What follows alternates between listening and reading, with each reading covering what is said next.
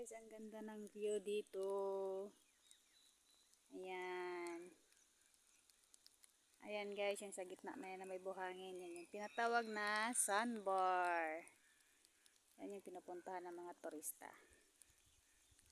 Tapos, yan yung sa gitna na yan guys na may bato. Yan sa likod ng batong malaki na yan guys. Yan yung Cathedral Caves. Yan yung dinadayo lagi ng mga turista. Kasi maganda yung loob niyan guys. Para talaga siyang simbahan sa loob na may Mama Mary. Ganda yan guys.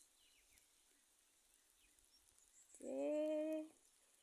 Ang ganda ng view dito sa tuktok.